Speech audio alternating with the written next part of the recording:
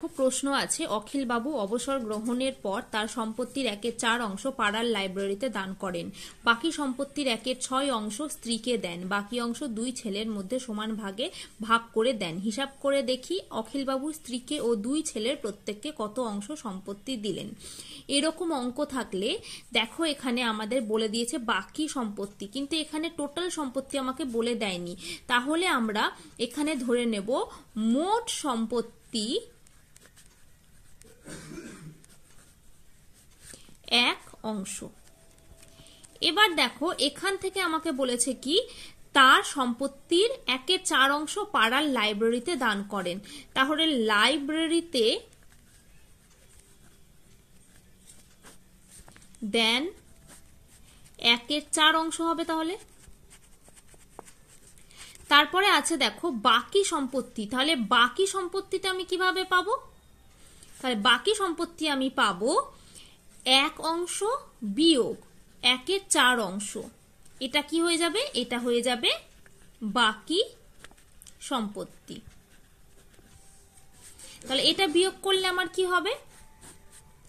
3/4 হবে। তোমরা এটা করে দেখতে পারো। এখানে নিচে লসাগু করলে 4 হবে, আর এখানে উপরে তাহলে 4 হয়ে যাবে এখানে, আর এখানে বিয়োগ, এখানে 1 আছে যেহেতু এখানে 1 হয়ে যাবে। তাহলে এখানে উত্তর হয়ে যাবে 3/4 অংশ। তারপরে দেখো এখানে বলেছে বাকি সম্পত্তির 1/6 অংশ স্ত্রীকে দেন। তাহলে স্ত্রীকে দেন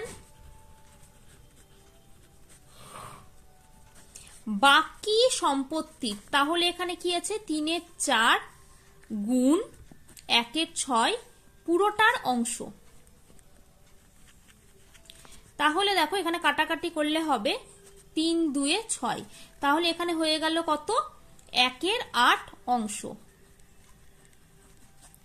এবার এখানে কি বলেছে? বাকি অংশ দুই ছেলে মেয়ের মধ্যে সমান ভাগে ভাগ করে দেন।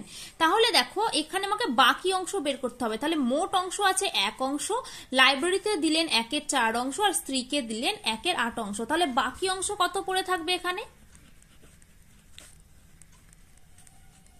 তাহলে আমি প্রথমেই কি ধরে নিয়েছি? মোট সম্পত্তির অংশ কত আছে? 1 অংশ। তাহলে এখান থেকে আমি বিয়োগ করব লাইব্রেরিতে কত দিলেন আর স্ত্রীকে কত দিলেন। তাহলে চলো করে নি।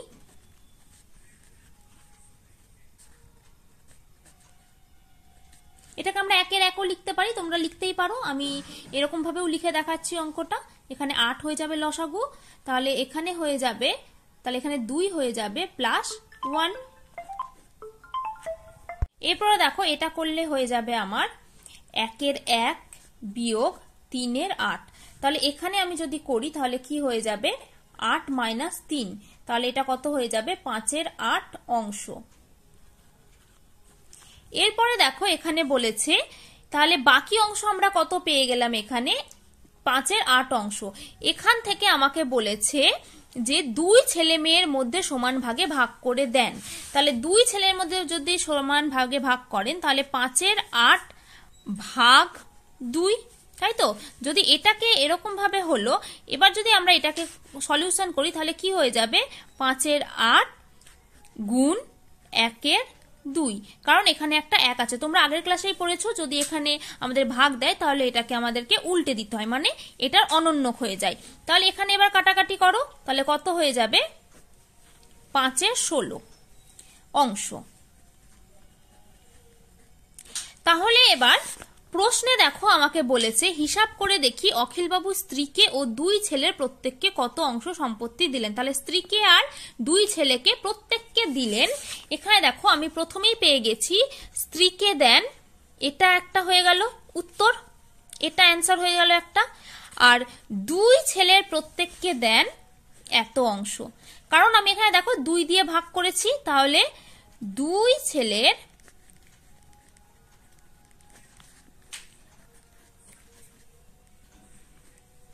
প্রত্যেককে দেন এত অংশ। তাহলে এই অঙ্কটা এরম ভাবে করলে তোমরা ফুল নাম্বারটা পাবে।